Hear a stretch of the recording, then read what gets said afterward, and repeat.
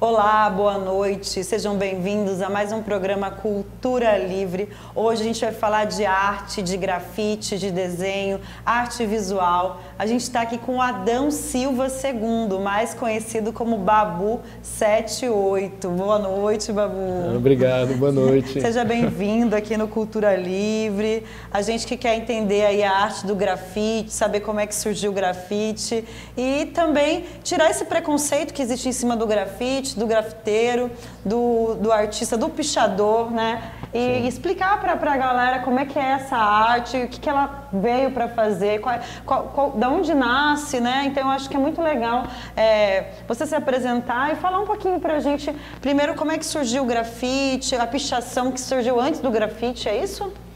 Sim, acho que a pichação surgiu antes do grafite. Tudo bom? Boa noite, eu sou Babu 78.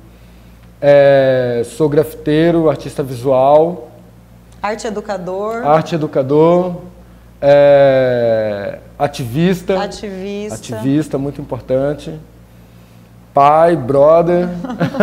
Muito brother da galera. Muito brother. Tá, vamos falar um pouco de grafite. Eu acredito, esse dia eu vi uma pintura rupestre, que falando sobre a primeira imagem, sobre a primeira pintura figurativa de 45 mil anos atrás, uma coisa assim. E era um porco, um javali, né? Eu acredito, para mim, que o grafite, ele surge nesse período também. O que é o grafite? É a necessidade que o indivíduo tem de contar o cotidiano dele em uma via pública, de contar como ele vê o mundo. E nisso, hoje, os grafiteiros saem, fazem os trabalhos dele na cidade, junto com os amigos. Então, quando você está pintando, tem que estar cuidando do material, tem que estar olhando o movimento na rua, tem tudo isso. E assim mesmo, em alguns cursos de artes que eu fiz junto com o Aline Figueiredo e outras pessoas, a gente pode perceber também que eles faziam essas pinturas rupestres dessa mesma maneira. Tem quem fazia tinta, tem quem fazia o traço, tem quem segurava a chama da tocha para poder iluminar, tem quem ficava na porta da caverna olhando para ver se não via. Você entende? Então existia uma logística toda para que isso acontecesse. E aquela necessidade coletiva de fazer com que aquela imagem existisse. Então eu vejo isso muito hoje no grafite contemporâneo. São nossas primeiras escrituras, né, na verdade. Exatamente, exatamente. Mas a ideia do grafite contemporâneo, ele depois passa por várias outras transformações. Assim mesmo como o nome grafite, ele vem da Grécia, que era dado a nome das pessoas que protestavam contra o governo vigente. Sim. E eles pegavam aqueles muros brancos, gregos, e escreviam com carvão os protestos dele. Então o carvão é grafite. Sim. Então eles chamavam grafiteiros. Eram aquelas pessoas que escreviam aqueles protestos. Depois ele surge muito forte também na Europa durante a queda do Muro de Berlim. Você entende? E até ele se apropriar de uma linguagem que estava surgindo nos Estados Unidos, que era o hip hop. Entendi. Você entende? Há 40 anos atrás. Então, com o hip hop, ele estava assim... O que estava acontecendo nessa época nos Estados Unidos? Acontecia uma efervescência cultural, mas uma efervescência cultural branca, que estava se estreando a Broadway, você tinha Liza Minnelli, você tinha Fred Astaire, você tinha pintores como William de Koenig, que estava explodindo, você entende, na época. Então você tinha essa cultura toda acontecendo no centro da cidade de Nova York, mas e nos guetos? O que estava acontecendo? Não acontecia nada. Essa galera consumia arte do que vinha, ouviam falar dos dançarinos, ouviam falar isso tudo. Então eles queriam isso também para eles. Então eles começaram a se apropriar dessa cultura para criar o movimento hip hop. Então com isso surgiu os primeiros pintores que foram os grafiteiros, que eles pintavam um trem do lado de cá e ele andava na cidade inteira e esse trem voltava, então começou uma batalha de um lado contra o outro nos trens. Nossa. Começou a batalha das danças, porque eles começavam a ter as brigas entre eles, então eles faziam os movimentos de dança para poder fazer as suas batalhas. Então eles começaram a criar uma contracultura com isso. E isso, o grafite virou um dos pilares do movimento hip hop. Então é onde a aparição mais forte do grafite. Veio junto, né, com o hip hop. Exatamente, que é juntamente com o b-boy, juntamente com o grafiteiro, juntamente com o MC e juntamente com o DJ, que era a galera que fazia os bailes à noite. Sim, o remix lá todo. Exatamente, grandes bailes que rolavam na época, Cole Herc, Grandmaster Flash, que são os pais do hip hop, né? E aí, então aí vem essa efervescência do grafite. E como que você se apaixona pelo grafite? Você fala, você olha assim, ou foi desde sempre? Como é que foi isso, essa ligação sua com o grafite? Olha, eu acho que as primeiras vezes que eu consumi o grafite foi pela televisão, quando a gente começou a assistir, passava na sessão da tarde, filmes como Karate Kid, Um Príncipe em Nova York, e a gente via aqueles metrôs todos pintados, com aquele monte de... aquela vida urbana, aquela cultura urbana mesmo, sabe? E foi quando eu mudei para o CPA, no setor 5. E quando eu cheguei no CPA, os ônibus eram todos de graça.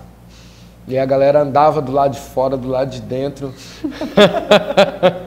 E tudo era escrito por dentro, era uma loucura, era. E eu queria escrever meu nome também. Foi onde surge Babu, porque até então era só Adão, né? E eu comecei a escrever Babu para poder... porque era um rapaz onde a minha família mudou para casa onde ele morava, e todo mundo ia lá procurar ele, saber dele, mas ele não morava mais lá, era eu. E todo mundo achava que porque ele era negro, andava de skate, todo mundo achava que eu era primo, irmão, sei lá o que dele. Eu já estava cansado daquela situação, eu falei, vou botar um fim nisso. E vou escrever Babu e vou satisfazer um ego meu de parecer que eu também estou num desses filmes, andando dentro de um metrô desse. E, ao mesmo tempo, ninguém vai saber que sou eu. Ah, sim, a identidade não vai ser... Hoje estou eu aqui na televisão contando o meu segredo. Então, foi assim que eu comecei a me apaixonar por escrever meu nome na cidade, por fazer da cidade um objeto de pertencimento, de fazer da cidade algo que fosse realmente meu e que eu pudesse dividir isso com as pessoas. Nossa, que lindo isso, muito profundo, né? Muito mas fazer profundo. arte na cidade é uma coisa profunda. Você vive situações extremamente diferentes, tanto de situações positivas como situações negativas. Tem hora que você olha assim e fala, meu Deus do céu, eu não acredito que eu estou passando por isso. Eu, um artista premiado. É verdade. Sabe? Então, fazer arte de rua é isso. É você se doar para aquilo e você não sabe o que vai acontecer. É uma arte que nasce no gueto, né? Que nasce nas margens. Pode-se dizer que é uma arte marginal, né? Porque tá às margens da sociedade, mas que quer se comunicar com o centro, que quer criar diálogos. E nessa de criar esses diálogos com o centro, com a população do Brasil e do mundo, é que vocês transportam para lugares onde vai ter esse acesso, onde vai ter essa visibilidade. Por que escolher esses lugares? Tem um significado, né, Babu? Eu já estou fazendo grafite há 20 anos nas cidades, né? Eu já tive a oportunidade de pintar em quase todas as capitais no Brasil. E durante esses 20 anos, esse sentimento ele vem se mudando conforme as coisas vão acontecendo, essa necessidade de colocar os trabalhos. Eu tive a necessidade, quando menor, de colocar nos ônibus, porque era uma coisa que eu queria vivenciar, talvez por ego de adolescente, sei lá.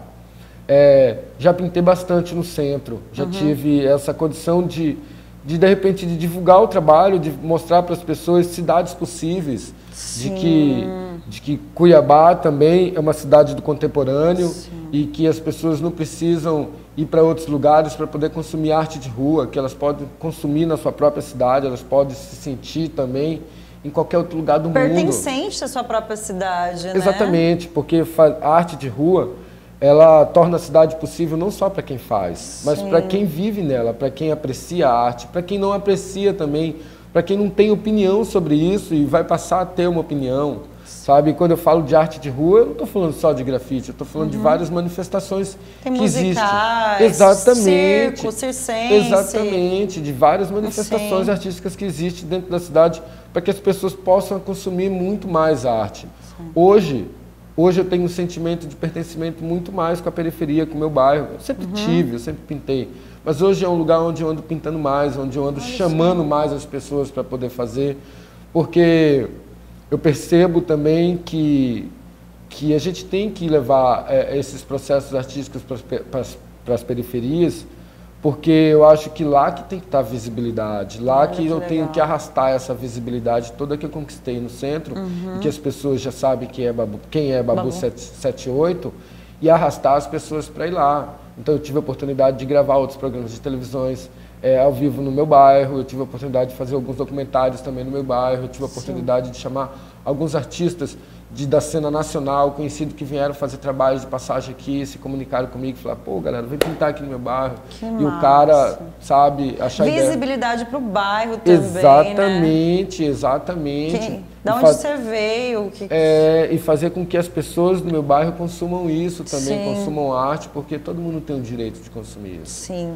Então, eu acho que essa visibilidade vai se mudando conforme o tempo. Você vai entendendo outros lugares, outras necessidades, né? Exatamente, exatamente. A arte é um serviço, né? Sim, total. E também é um serviço político, né? Porque Sim. é de manifestação de cunho político, de se pronunciar frente a injustiças e coisas que a gente vê acontecendo ao redor. E aí a gente vê a sua arte exatamente nesse lugar, sabe? De denúncia, e também de poesia.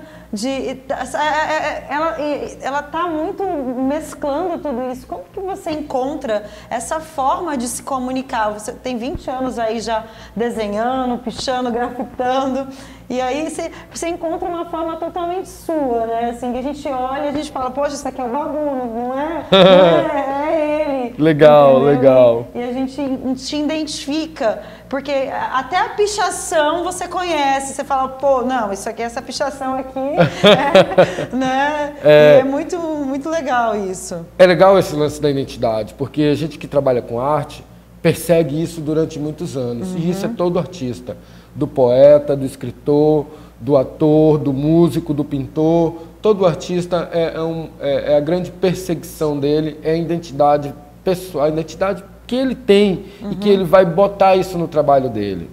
Eu vejo muitos artistas mais novos questionando, falando sobre isso.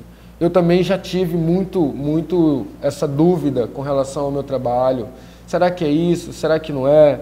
E enquanto isso, você vai se inspirando em alguma pessoa, pegando coisa de outra. E eu acho que hoje em dia eu trato... Referências, né? Referências. Hoje eu chamo roubos. Eu faço pequenos furtos artísticos. É verdade, é verdade. Todos já fizemos. Um artista de verdade fala isso. Sim. Eu roubo a minha criatividade, sabe? Então, hoje eu não me preocupo mais com essa condição de parecer algo que seja meu, porque, na verdade, sempre foi meu. E sempre vai continuar sendo. Porque é eu fazendo.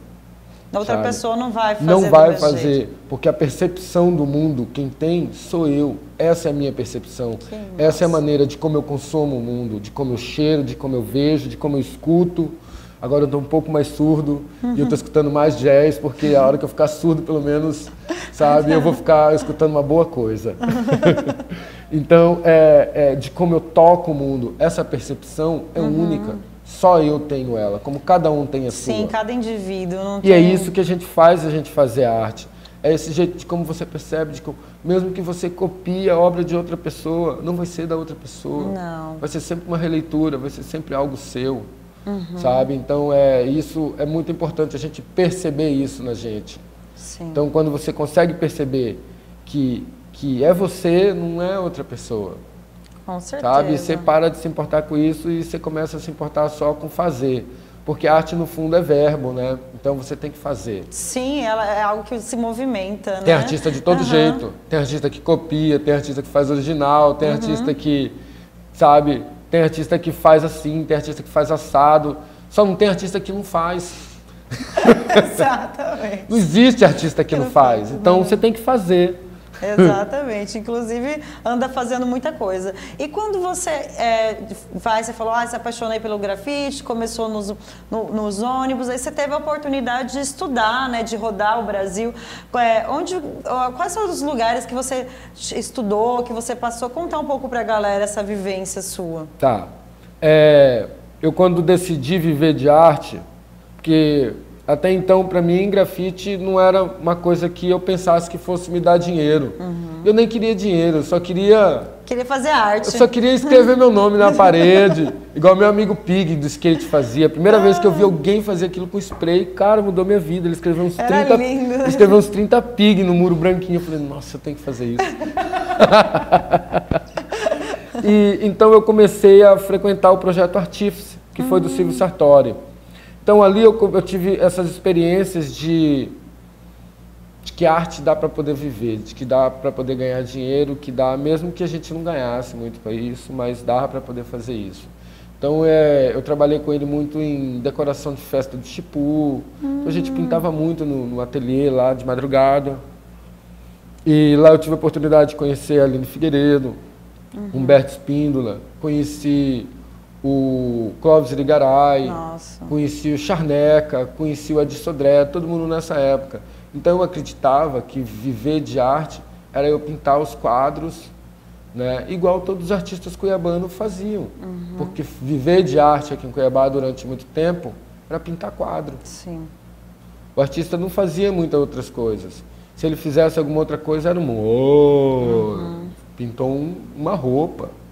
Se a gente ainda acha que a gente viveu numa capital interiorana, imagina naquela época que você começou, né? Sabe? Então, assim, eu parti para isso. Então, eu não tinha muita técnica de quadro, eu tinha que aprender a fazer isso.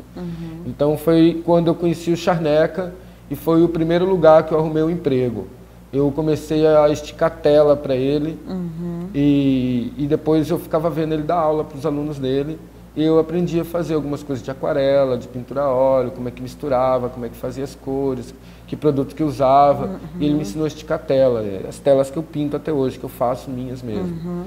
Né? Eu mesmo faço minhas telas. E você estica elas. Eu estico elas. Tudo que hoje em dia, na verdade, é até melhor vender a tela só no tecido, né? Ninguém mais quer aquela... Hoje eu prego o tecido direto na parede, igual eu faço grafite, pinto e depois mando. Eu faço desse jeito. E depois disso eu fui para o Acre, então eu tive uma oportunidade de conhecer outros artistas, entendi um pouco mais de galeria. De lá eu fui para Salvador, em Salvador aprendi a fazer uns cursos mais técnicos, lá eu estudei no Solado União, no MAN, com um artista italiano chamado Antonello Labate, e aí vários outros artistas também eu estudei, fiz curso de cálculo, gravura em metal, calcogravura, né, estilogravura, litogravura, fiz serigrafia, fiz pintura contemporânea, fiz história da arte, fiz modelagem em argila, fiz uns outros 2, 3 cursos, estudei durante 3 anos lá. Então foram assim cursos técnicos que eu fiz com relação à arte. Mas com grafite nunca teve muito curso. Com grafite eu sempre fiz muita oficina, porque eu sempre aprendi muito pintando com outros artistas na rua, participando dos eventos.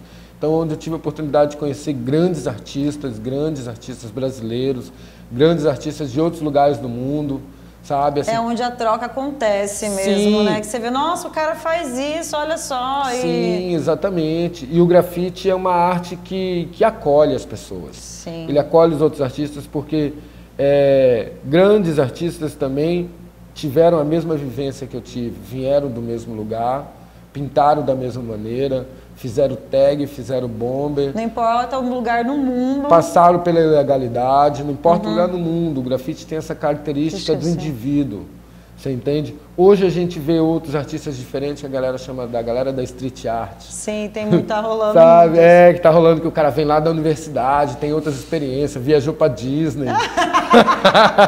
Eu conheci um grafiteiro que já viajou pra Disney quando na infância. O dia que ele contou isso na roda, todo mundo ficou olhando assim, tipo, mano, o que tá acontecendo?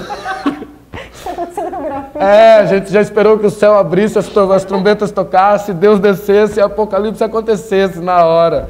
Falei, mano, o cara foi pra Disney.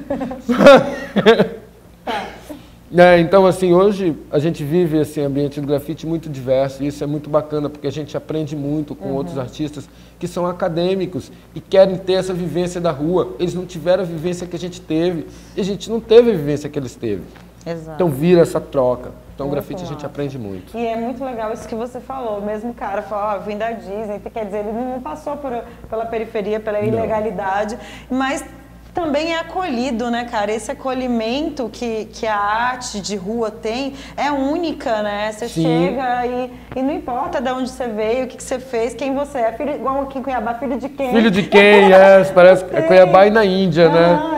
É desse jeito. Você é filho de quem? Você é filho de quem, né? Então no grafite não tem essa. Você chega, ganha seu pedaço do muro, faz seu trabalho, resolve essa história e todo mundo depois fala, pô, ali que a galera vai saber, pô, o cara pinta bem, o cara tem uma vivência legal. Não, você ainda tem que aprender bastante. Vem aqui, meu filho, vou contar uma história pra você. Muito legal, e a gente vê isso, e eu acho que a arte em geral, ela tá mudando muito, sabe? A gente estava falando agora nos bastidores, desse acolhimento da arte, dessa mistura da arte, que a arte anda num lugar que ela se comunica muito com outras artes.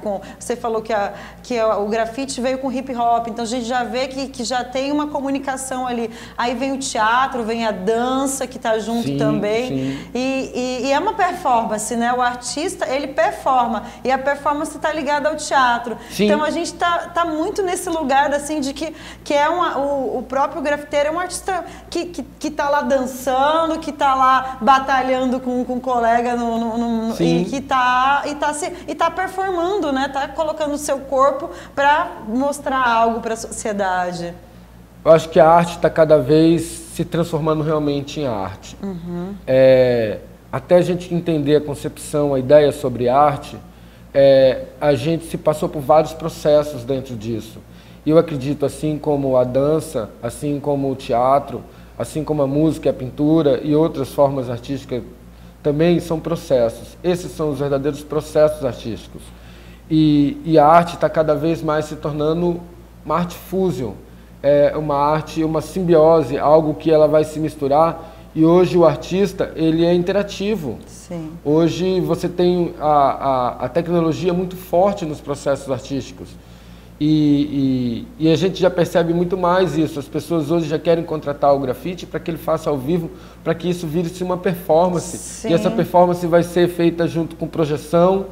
Então você percebe que existe um monte de outras coisas. E vai ter uma música, e vai ter, sabe? É um conjunto de coisas. Exatamente. Você vai em exposições hoje de imersão. Sim, sabe? Segura aí, Babu, pra gente deixar o público ali curioso, porque daqui a pouco a gente volta no segundo bloco pro Babu falar um pouquinho mais sobre essa imersão, sobre galeria, como que for expor seus trabalhos em galerias. Então fica com a gente no segundo bloco aqui do Cultura Livre.